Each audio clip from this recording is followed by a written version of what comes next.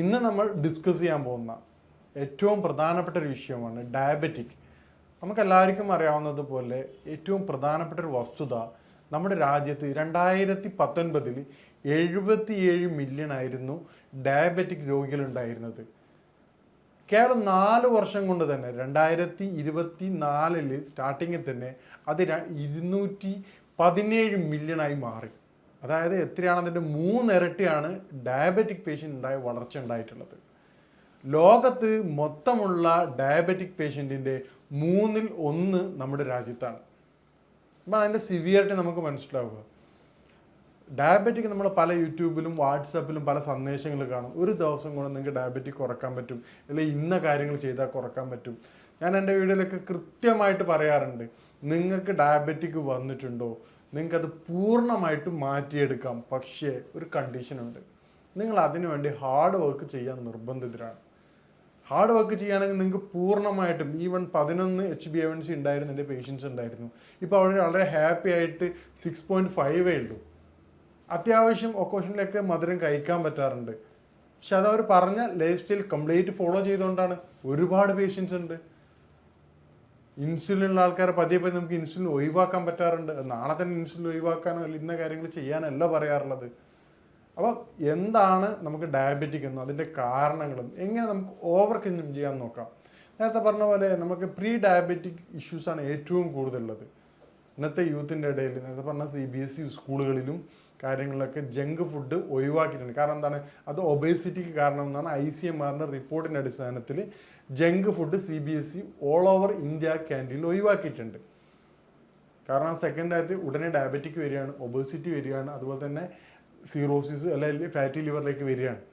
അപ്പം നമുക്ക് സ്റ്റാർട്ടിങ്ങിൽ യൂത്തിന് വരാൻ പോകുന്ന ചേഞ്ചസ് എന്തൊക്കെയാണെന്ന് നോക്കാം. അല്ലെങ്കിൽ ഡയബറ്റിക്കിന് മുമ്പായിട്ട് ശരീരം കാണിച്ചു തരുന്ന പ്രധാനപ്പെട്ട ലക്ഷണങ്ങൾ എന്താണെന്ന് നോക്കാം. നമുക്ക് എല്ലാവർക്കും അറിയണത് 3 പ്രധാനപ്പെട്ട ലക്ഷണം എന്താണ്: അമിതമായ വിശപ്പ്, അമിതമായ ക്ഷീണം, അമിതമായ ദാഹം. ഇതാണ് ഡയബറ്റിക് നോർമലായിട്ട് ക്ലാസിക്കലായിട്ട് നമ്മൾ കണ്ടുവരാറുള്ളത്. പക്ഷേ ഇത് ഡയബറ്റിക്കിൻ്റെ മുൻകൂടിയായിട്ട് കാണിക്കുന്ന ആൾക്കാർക്ക് തുടർച്ചയായിട്ട് ഉണ്ടാവണമെന്നില്ല.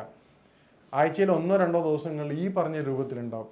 അപ്പോൾ ഇത് അതുപോലെ തന്നെ ശരീരത്തിൽ പല ഭാഗങ്ങളിലായിട്ട് പഴുപ്പ് നിറഞ്ഞ കുരുക്കൾ ഉണ്ടാവും, അമിതമായ ക്ഷീണം ഉണ്ടാവും, കാര്യങ്ങൾ ചെയ്യാൻ കോൺസെൻട്രേറ്റ് ചെയ്യാൻ പറ്റാത്ത, അല്ലെങ്കിൽ ചില സമയങ്ങളിൽ പനി വരുന്നത് പോലെ ഉള്ളിൽ കുളിര് അനുഭവപ്പെടുന്ന ഒരവസ്ഥ.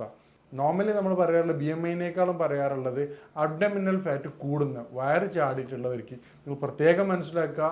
അവർ നിങ്ങളുടെ മക്കളായാലും നിങ്ങളുടെ ഭാര്യ ആയാലും ആരായാലും പ്രത്യേകം ശ്രദ്ധിക്കുക. നിങ്ങൾ ഡയബറ്റിക്കിൻ്റെ കുറച്ച് വർഷങ്ങൾ എടുക്കുമെന്ന് മാത്രമേ ഉള്ളൂ. ഈ രൂപത്തിൽ മുന്നോട്ട് പോവുകയാണെങ്കിൽ ഡയബറ്റിക് ഉടനെ നിങ്ങൾക്കും എഫക്റ്റ് ആവും.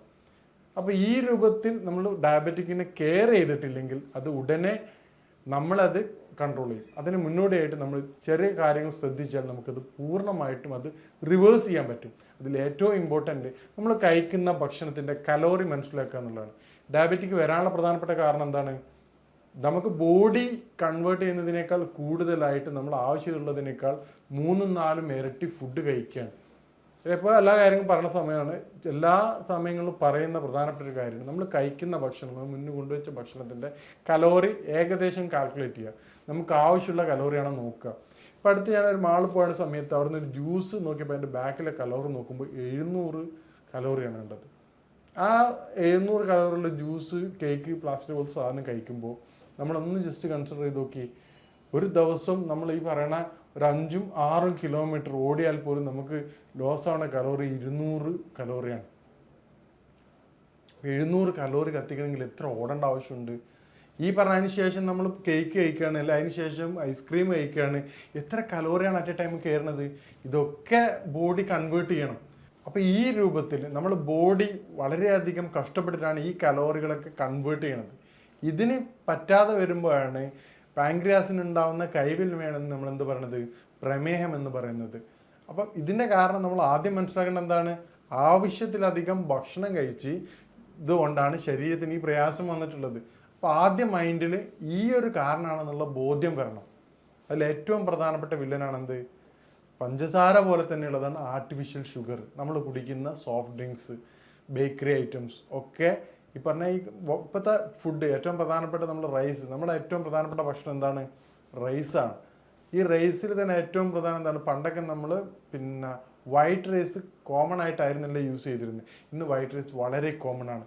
വൈറ്റ് റൈസ് ഭയങ്കര ഡേഞ്ചറാണ്. കാരണം എന്ന് പറഞ്ഞാൽ അത് പോളിഷ് ചെയ്യുന്നതോടുകൂടി തന്നെ കലോറിക് വാല്യൂ വളരെയധികം ഡബിൾ ആവുകയാണ് ചെയ്യുന്നത്. മറ്റേതാകുമ്പോൾ എന്താവും, ബ്രൗൺ റൈസ് ആകുമ്പോൾ ഡൈജഷന് ഹെൽപ്പ് ചെയ്യും, ഈ പറയുന്ന ഷുഗർ ഇൻടേക്ക് കൂടുതൽ ബോഡിയെ സഹായിക്കും. വൈറ്റ് റൈസ് ആകുന്നതോടുകൂടി അതിൻ്റെ ക്വാളിറ്റി ഇല്ലാതാവുകയും നമ്മൾ അടുത്ത വിശദമായിട്ട് ഭക്ഷണത്തിൽ പറയാം. അപ്പം ഈ പറഞ്ഞ രൂപത്തിൽ കാര്യങ്ങൾ നിയന്ത്രിക്കുകയാണെങ്കിൽ നമുക്ക് ഡയബറ്റിക്കിനെ ഇല്ലാതാക്കാം. പ്രധാനമായിട്ടും ഫുഡ് കഴിക്കുന്ന സമയത്ത് നമ്മൾ ഫുഡ് പ്ലേറ്റ് ഫോളോ ചെയ്യുക. അതുപോലെ തന്നെ ഫിസിക്കൽ ആക്ടിവിറ്റീസ് നിർബന്ധമായിട്ട് ചെയ്യുക. ഡയബറ്റിക് വന്ന വ്യക്തിയാണോ, നിർബന്ധമായിട്ടും 1 hour നിർബന്ധമായിട്ടും എക്സസൈസ് ചെയ്യേണ്ടതാണ്. സൈക്ലിംഗ് ആണ് ഞാൻ പ്രിഫർ ചെയ്യുക. കാരണം എന്താ, സൈക്കിൾ മടിയില്ലാതെ ചെയ്യാൻ പറ്റും. സൈക്ലിംഗ് ചെയ്യാൻ പറ്റാത്തൊരു വ്യക്തിയാണെങ്കിൽ എന്ത് ചെയ്യാം, ഒരു 1/2 hour മോർണിംഗും 1/2 hour ഈവനിങ്ങും എക്സസൈസ് ഫിസിക്കൽ ആക്ടിവിറ്റീസ് നിർബന്ധമായിട്ടും ചെയ്യണം. എപ്പോഴും പറയുന്ന പോലെ ഷോർട്ട് കട്ട് ഡയബറ്റിക്കിന് അവൈലബിൾ അല്ല. അപ്പോൾ ഈ പറഞ്ഞ ഫുഡ് പ്ലേറ്റ് നമ്മൾ ഭക്ഷണം കഴിക്കുന്ന സമയത്ത് അല്ല ഓഫീസിലാവുന്ന സമയത്തും കഴിക്കുന്ന ഫുഡ് ഒന്ന് ചേഞ്ച് ചെയ്ത് കഴിഞ്ഞാൽ, ഇപ്പോൾ മോർണിംഗ് ആണെങ്കിൽ നിങ്ങൾക്ക് എന്ത് ചെയ്യാം, റൈസ് ഐറ്റംസ് കഴിക്കാം, ഒരു പരിധി വെച്ച് കഴിക്കാം. അതോടൊപ്പം 3 ദോശ 2 ഇഡ്ഡലിയൊക്കെ കഴിക്കാം. അതോടൊപ്പം അതിൻ്റെ കൂടെയുള്ള കറി, ഉദാഹരണത്തിന് കടല കറിയാണെങ്കിൽ കടല കൂടുതലായിട്ട് ഉപയോഗിക്കാം. നമ്മളിപ്പം ഇൻ്റർനെറ്റിലും യൂട്യൂബിലൊക്കെ കാണുന്ന ഫുഡ് പ്ലേറ്റ് എന്ന് പറഞ്ഞാൽ അവരുടേതായ രീതിയും കാര്യങ്ങളും അനുസരിച്ചാണ്. ആ രൂപത്തിന് വരെ ഫുഡ് പ്ലേറ്റ് നമ്മൾ ഉദ്ദേശിക്കുന്ന കാര്യം എന്താണെന്ന് പറഞ്ഞു കഴിഞ്ഞാൽ, നമ്മൾ കഴിക്കുന്ന ഭക്ഷണത്തിനെ 4 ടൈപ്പായിട്ട് മാറ്റുക. പ്രധാനമായിട്ട് 3 പറയുക, സൗകര്യപ്രദമായിട്ട് 4 ടൈപ്പായിട്ട് മാറ്റാം. ഏറ്റവും പ്രധാനം നമ്മൾ കഴിക്കുന്ന വെജിറ്റബിൾസ്, ഇപ്പോൾ 0 കലോറിക് വാല്യൂ ഉള്ള, അല്ലെങ്കിൽ കഴിച്ചു കഴിഞ്ഞാൽ ശരീരത്തിൽ എനർജി കിട്ടാത്ത ടൈപ്പ് വെജിറ്റബിൾസ്. ഉദാഹരണത്തിന് ക്യാരറ്റും കക്കരി കുക്കുംബറൊക്കെ 0 കലോറിക് വാല്യൂ ഉള്ളതാണ്. അത് കൂടുതലായിട്ട് ഒരു 30 to 45% കഴിച്ച് കഴിഞ്ഞാൽ നമുക്ക് വയറ് നിറയുകയും ഒരു ശരീരത്തിന് ഫീലിംഗ് വരും, ഇൻടേക്ക് കുറയും. അതിനുശേഷം ലീനായിട്ട് പ്രോട്ടീൻ, അതായത് ചിക്കനും എഗ്ഗും, കാരണം അതിന് തൊലി കളഞ്ഞിട്ടുള്ള ചിക്കൻ അത് ഫാറ്റ് കണ്ടന്റ് കുറവായിരിക്കും, ആ പ്രോട്ടീൻ കഴിക്കാം. അതോടൊപ്പം അതില്ലെങ്കിൽ തൊട്ടടുത്ത ദിവസം എന്ത് ചെയ്യുക, എഗ്ഗ് കഴിക്കാം. ഇനി ഇല്ലെങ്കിൽ കടല വർഗ്ഗങ്ങൾ കഴിക്കാം. തേർഡ് വൺ എന്താണ്, ഫ്രൂട്ട്സ് ആണ്. ഫ്രൂട്ട്സിൽ നിങ്ങൾക്ക് നിർബന്ധമായിട്ട് ഒരു 1/2 ആപ്പിൾ നിർബന്ധം പറ്റുകയാണെങ്കിൽ കഴിക്കാം. ഇനിയിപ്പോൾ ഉള്ള പേരക്ക കഴിക്കാം, ബെറീസ് കഴിക്കാം. മധുരം ഇല്ലാത്ത ഫ്രൂട്ട്സ് നിങ്ങൾക്ക് സെലക്ട് ചെയ്തുകൊണ്ട് കഴിക്കാം. ഇത് ലഞ്ചിനാണ്. ഇനിയിപ്പോൾ സ്നാക്സ് ടൈമിൽ നിങ്ങൾക്ക് എന്ത് ചെയ്യാൻ പറ്റും, കുറച്ച് ഡ്രൈ ഫ്രൂട്ട്സ്, അത് ഓവറായിട്ട് ആവണമെന്ന് ആവശ്യമില്ല, നിരക്കടല കഴിക്കാവുന്നതാണ്. ഡ്രൈ ഫ്രൂട്ട്സ് ഒരു 3-4 ബദാം കഴിക്കാൻ പറ്റും. അല്ലെങ്കിൽ നിർബന്ധമാണെങ്കിൽ പിന്നെ അത്തിപ്പഴം കഴിക്കാൻ പറ്റും. ഷുഗർ കണ്ടന്റ് കുറവുള്ള സാധനങ്ങളുണ്ട്. ഈ രൂപത്തിൽ ക്രമീകരിക്കണമെങ്കിൽ നിങ്ങൾക്ക് ഡയബറ്റിക് കലോറിക് വാല്യൂ നിർബന്ധമായിട്ട് ചെയ്യിക്കണം. അതിന് പല ആപ്പുകൾ അവൈലബിൾ ആണ്. അത് നോക്കാൻ ബുദ്ധിമുട്ടുള്ള പ്രയാസമുള്ള വ്യക്തികളാണെങ്കിൽ ഈ പറഞ്ഞ രൂപത്തിൽ ക്രമീകരിക്കുക. ഇനി നമ്മൾ ലഞ്ചിലേക്ക് പോകണമെങ്കിലോ, 1 കപ്പ് ബ്രൗൺ റൈസ് ആണെങ്കിൽ നിങ്ങൾക്ക് 2 കപ്പ് കഴിക്കാം. അതോടൊപ്പം സലാഡ് നിർബന്ധമാണ്. നേരത്തെ പറഞ്ഞ പോലെ വെജിറ്റബിൾ ഉദ്ദേശിക്കാൻ മുരിങ്ങയാണെങ്കിൽ ഏറ്റവും ബെറ്റർ. ഏത് പിന്നെ വെജിറ്റബിൾസ് നിങ്ങൾക്ക് ഉപയോഗിക്കാം സലാഡായിട്ട്. ഈ 3 കാര്യങ്ങളും നിർബന്ധമായിട്ട് വേണം. അതോടൊപ്പം പ്രോട്ടീനും കൂടി ഉണ്ടാവുകയാണെങ്കിൽ എന്തായി, ലഞ്ച് പ്ലേറ്റ് കംപ്ലീറ്റ് ആയി. 2 ബ്രൗൺ റൈസ് കപ്പ് നിങ്ങൾക്ക് കഴിക്കാം. നോർമൽ റൈസ് ആണെങ്കിൽ 1 കപ്പ് കഴിക്കാം. പൂർണ്ണമായിട്ട് നിങ്ങൾ ഒഴിവാക്കേണ്ട ആവശ്യമില്ല.